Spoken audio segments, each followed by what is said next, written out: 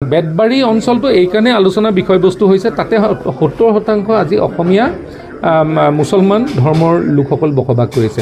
ইয়াতে এনেধৰণৰ পৰিৱেশ কৰি থৈছিলে যেন মুছলমান মানে ভাৰতীয় জনতা পাৰ্টিৰ বিৰুদ্ধে থাকিব বা ভাৰতীয় জনতা পাৰ্টিৰ বিৰুদ্ধে কাম কৰিব, এই কথাবিলাক লৈ পেলাই বহুত আলোচনা বিষয়বস্তু হৈছিলে।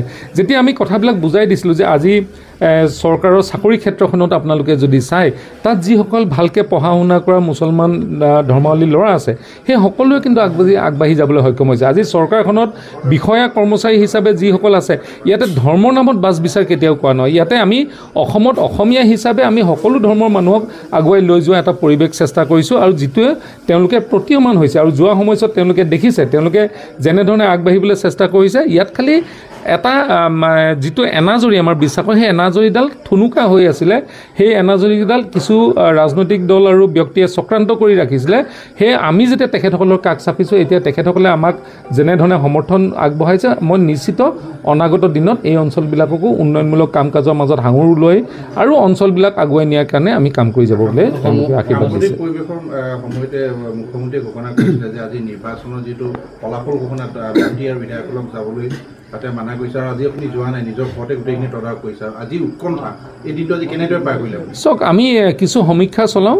লোকসভাৰ আগত আমাৰ কিছু উৎকণ্ঠা আছিল। আমি কিছুমান জেগাত ভাল হ'ব পাৰে বুলি ভাবিও বহুতে কৈছিলে এইবাৰ আগৰ নিচিনা নহ'ব বুলি অকণমান ভয় খাই থকা নিচিনা আছিলে। কিন্তু এইবাৰ যেতিয়া আমি সমীক্ষা চলাইছিলোঁ যিহেতু দলগতভাৱে এইবাৰ আমি নিৰ্বাচনত অৱতীৰ্ণ হৈছোঁ আৰু এইবাৰ বহুতো ভাৰতীয় জনতা পাৰ্টীৰ কাৰ্যকৰ্তাই জিকিবৰ কাৰণে নতুন অঞ্চলৰ কাৰ্যকৰ্তাবিলাকে যথেষ্ট কষ্ট কৰিছিলে। বুথৰ সভাপতি, মণ্ডলৰ সভাপতি, মহিলা মৰ্চা, যুৱ মৰ্চা সকলোখিনি মৰ্চাই এই যিটো তেওঁলোকৰ এটা ক্ষুধা আৰু এই যোৱা লোকসভা নিৰ্বাচনৰ পিছত যিটো কষ্ট, এই কষ্টৰ পিছত যেতিয়া আমি সমীক্ষা চলালোঁ নিজৰ আভ্যন্তৰীণ বিভাগত তেতিয়া আমি তেতিয়াই এই আপোনালোকক কৈছিলোঁ প্ৰায় 90খন আসনত আমি জয়ী হ'ম বুলি আৰু তেনেধৰণে এইবাৰ 90খনতকৈ অধিক আসনত এইবাৰ জয়ী হ'বলৈ সক্ষম হৈছোঁ। সমষ্টি পুনৰ নিৰ্ধাৰণৰ পাছত ডিমৌ সমষ্টিটো যথেষ্ট ডাঙৰ হৈছে, কিমান কষ্ট কৰিব লগা হৈছে? চাওক, যেতিয়া দলৰ কাৰ্যকৰ্তা প্ৰত্যেকটো বুথত থাকিব কষ্ট যেনেধৰণে হ'ব লাগে তেনেধৰণে নহয়। তেখেতসকলে কষ্ট কৰি দলটোক আগুৱায় আৰু এইটো ভাৰতীয় জনতা পাৰ্টীৰ দল। ইয়াতে কোনো বিধায়ক কোনো কাৰ্যকৰ্তা চব সমান কৰি ৰাখে। ইয়াত মন্ত্ৰী বিধায়ক কাৰ্যকৰ্তা সমান।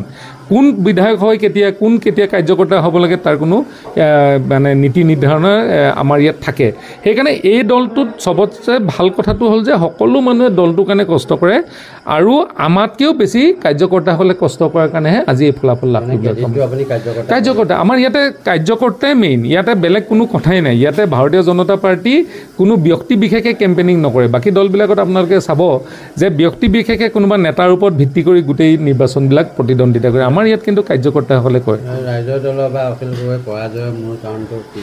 চাওক, যেতিয়া আপোনাৰ বক্তব্যবিলাক মানে ব্যক্তি এইটো মানে কি বুলি কয় ডিফাৰেঞ্চ এটা হৈ যায়, মই কোৱা কথা আজি কোৱা কাইলৈ কোৱাৰ মাজত যেতিয়া ডিফাৰেঞ্চ এটা হৈ যায় তেতিয়া মানুহে লাহে লাহে লাহে লাহে ব্যক্তিজনৰ ওপৰত ভৰসাবিলাক নাইকিয়া কৰি দিয়ে। সেইকাৰণে মোৰ কথাটো হ'ল যে আমি এলায়েঞ্চ কৰিছোঁ।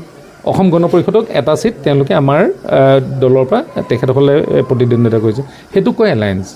কেতিয়াবা যদি অসম গণ পৰিষদে ক'ৰবাত তেওঁলোকে মনৰ ভবামতে পঞ্চায়তৰ আসন পোৱাও নাই তথাপিও গৈ ছ'চিয়েল মিডিয়া টিভি আগত গালি নাপায়, সেইটো আমাৰ যিবিলাক প্লেটফৰ্ম আছে তাত কয়। সেইকাৰণে আমাৰ এলায়েঞ্চটোৰ শক্তিটোৰ ওপৰত ভিত্তি কৰি ৰাইজে বহুত আমাক ভোটদান কৰিছে আৰু তেখেতসকলৰ এলায়েঞ্চত গোটেই সময়ছোৱাত মানে এই পঞ্চায়তৰ নিৰ্বাচনত অকল যিটো কি বুলি কয় ইজনে সিজনক সেইটো লৈ সেইকাৰণে অকণমান মানুহে কিজান দ্বিধাবোধ কৰিলে।